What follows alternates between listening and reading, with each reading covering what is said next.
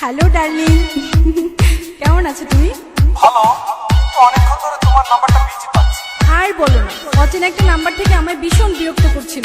রাখো তো ওসব কথা, তোমার সাথে কখন দেখা হচ্ছে সেটা বলো। ভীষণ মিস